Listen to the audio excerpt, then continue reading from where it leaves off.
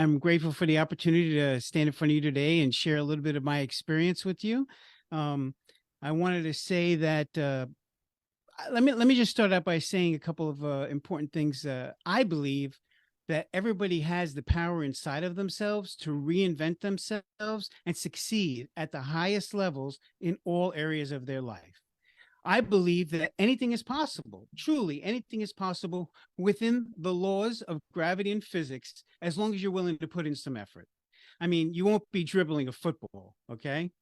Now, in my experience, one of the important things, and I'd like to just see if anybody could just do a show of hands or put a yes in the chat. Have you ever had some obstacle, some situation that came up in your life, some challenge, and you had no idea how you were going to do it, how you were going to overcome it, but somehow you were able to do that? You were able to overcome that adversity and you were able to work through it. Can you just put a yes in the chat if that's true for you too? Because I find that that's the piece that we all need to plug into.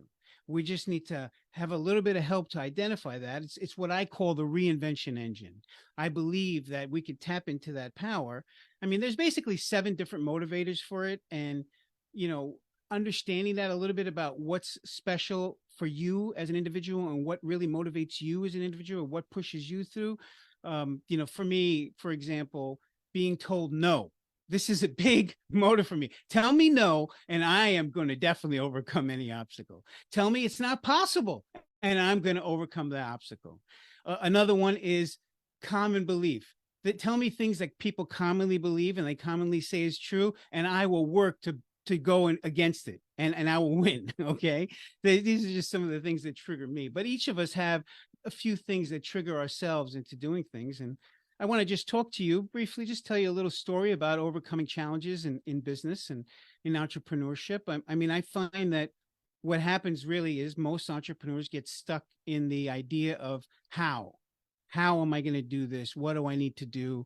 Oftentimes, and I did this as myself, you know, as an entrepreneur, I went out there and figured I had to learn all these things and understand all this stuff. And I had to become a great student. And I spent hours and hours and days and months trying to learn this new skill, when really it would have been a whole lot easier if I would have just found somebody who was really good at that and had them do it for me. But it takes experience to learn these things, that it's not really about how, it's more like who. Dan Sullivan teaches, you know, and he wrote that book, Who Not How, which, you know, I've studied with Dan quite a bit. But essentially, that's just one little nugget I wanted to just throw out there. But back in when I started, originally my dream was to become a filmmaker and write, produce, and direct TV and film, which I did. And originally, everybody was attracted to me because it was me, and it was because my work, and they wanted me to do the work. And so as I developed this as a business and a full service production company, I really wanted to create systems that weren't dependent upon me, that anybody could do it, that I can have somebody sell it and somebody fulfill it, that I didn't have to do it, because frankly, I've always loved residual income, and I always want my residual income to be greater than my living expenses. And so as I was on this journey doing that, and I got involved in actually selling this thing, it was a television show that we sold. But as we went out there into the marketplace and talked to the appropriate business owners to be involved in this show, we got pushback. People were not willing to pay what we were asking, which really wasn't a lot in my mind. Okay, it wasn't a lot of money, but people were not willing to pay that money to us, and so we started taking less money in the beginning. And this was quite bothersome because it wasn't really going to work. It was not financially doable for me.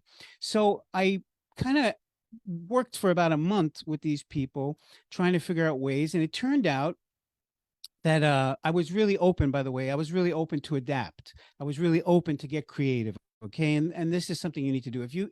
If you're not open to be creative, you're not open to find some other solution that's not the solution you want, because clearly what I wanted was just to be able to have a system where somebody went there and they paid the money that was supposed to be paid and I would be done, right?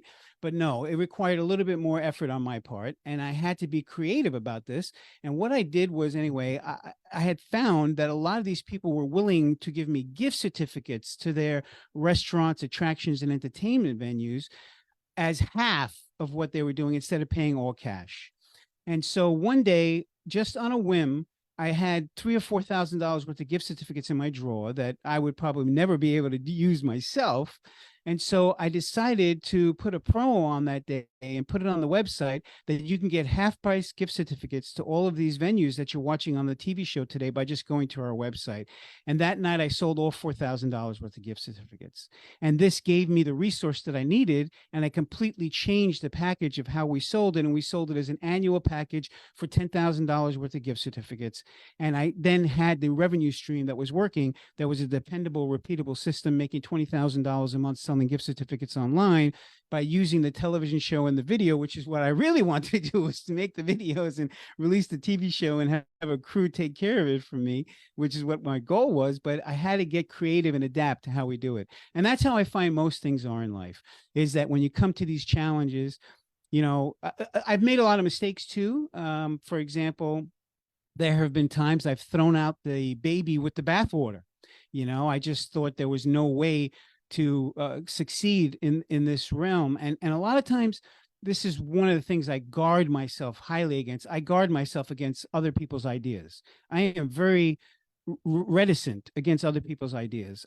Because it's so easy for me to be influenced by other people and what they tell me, especially when you hear the same thing over and over again. I find a lot of the things that people say over and over again to just be not true for me. And I need to really investigate, is this really true for me? And then I need to kind of like be a scientist and like try to enact it. And if it works, great. If it doesn't work, then I'm done with it and I'm moving on. But the point is that through my business consultations with other people, I've been doing business consultations for a long time, and I'm a certified coach and training people. What I find is really that you just really need to figure out how to tap into that thing inside of you that's going to be that engine that once you get, you know, once you tap into that, you could step on the gas and go in as far and as fast as you'd like. Okay. And so, but what I find is sometimes people have said, like when the economy in 2008, 2009, when the economy really went bad, many people downsized, many people claimed bankruptcy, many people closed their business down. And I did the same thing at that time. And I reinvented it and started again fresh.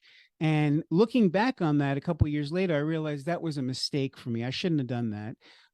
Only because when you have something that's working and you're bringing in revenue and income and it's aged for some period of time, it's much better to just keep going and keep pushing, even if you lose a couple $100,000 a year, because revenue is the key factor in everything, especially residual revenue.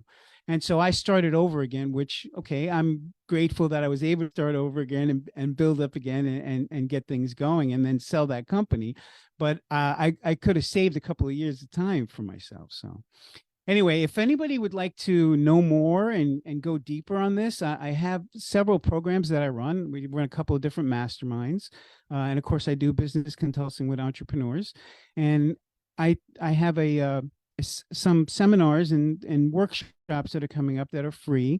If you just want to text me at the number above my head, and I'll put it in the chat, just text me the word dream, and I will send you the information about my next upcoming workshop, Dream with Your Eyes Wide Open, where we'll actually go over what those motivators are and the things that you can plug in for yourself so that you too could succeed at the highest level in all areas of your life. I mean, overcoming obstacles is something that we have to do. I mean, I wish that there was a way that somebody could just say, just tap into this one thing, my purpose, my why, whatever, and then everything is going to work out. It just doesn't work that way. There's always going to be obstacles. There's always going to be challenges. People are always going to get sick. You're going to always have people that you, employees that you work with, that are not going to do their job effectively.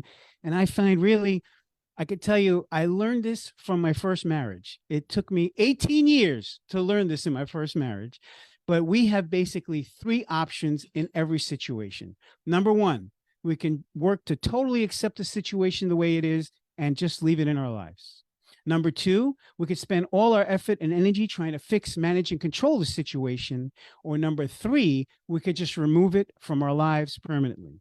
And it took me 18 years to finally consider option three as option one.